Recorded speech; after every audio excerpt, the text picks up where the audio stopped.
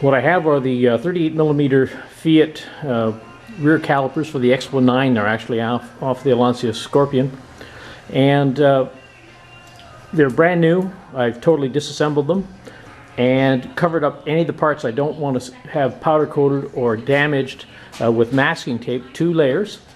And then I took them outside and used my sandblaster and sandblasted them. And right now this is my fixture for powder coating. It's 2 metal rods. They're making a connection here, and with the Eastwood powder coating system, it actually is electrostatic. So I'm going to be using it on the 25 kV range, and that's going to give me the throwing power for it to powder coat these pieces. So first step is, after they've been prepped up here, I'm going to put them in the oven and heat them up to about 250 degrees. And that's going to drive off any moisture. And all the process when I was doing this, you try not to touch the parts that are sandblasted. You don't want any contamination. So I'm going to put those in the oven, warm them up, set up the powder coat system, and I'll put the camera on a tripod and give you an idea of really how simple this system is to use from Eastwood, and it has very, very good results. Okay, just about ready to go here. Certainly Eastwood powder coat comes in these containers. You give it a good shake just to make sure it's free. It's not gotten contaminated with moisture. You have to put the ground electrode on. Because there may not be conductivity between these two, because I use this fixture for powder coating all the time, I just put it directly here onto it, and I know what it's going to make conduction or conductivity for this one here.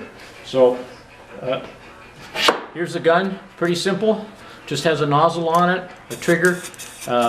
It blows the air out, and you take your powder coating powder, you put it on the bottom, you screw that on there, you give it a tug, and it will push the powder out. Now, I don't have enough pressure, so I'm going to have to make an adjustment. Okay, turn the pressure up a little bit. I've got the transformer plugged in. There's a dead man switch here, so that when you're doing it, for the power to be connected, you have to press the button. And basically, you just start dusting this with the powder. Now, when I'm doing this, I preheat it, and the reason there you can see it jumped, but that's no problem. It's not going to explode or anything.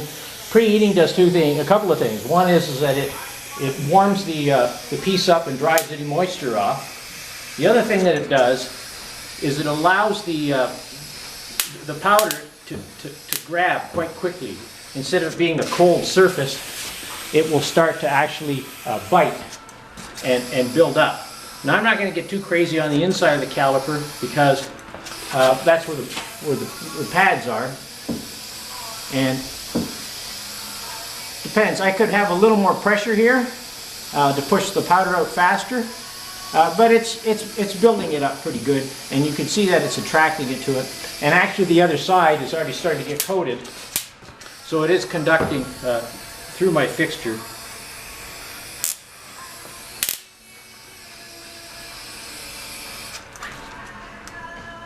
I'll move that over.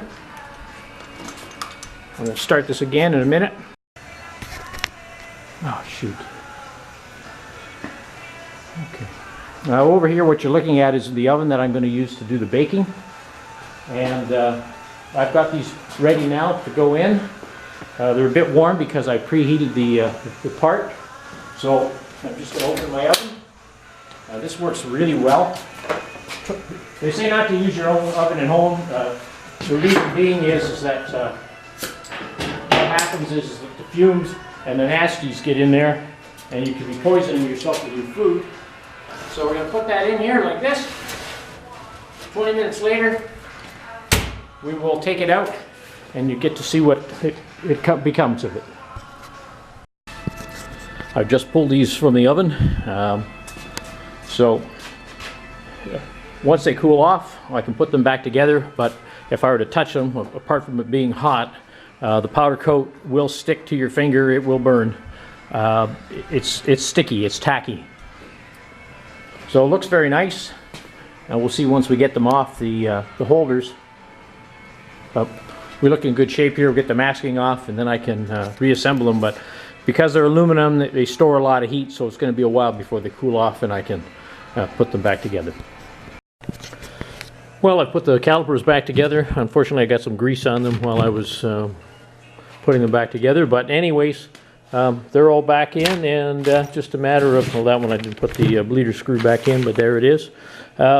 When you're doing powder coating on these, there is a special tape, but I just use regular masking tape. And then what happens is the adhesive gets kind of sticky on there. You just take a little bit of lacquer thinner and pull that off, and you're fine with it after that. So there we are. 2 powder coated calipers.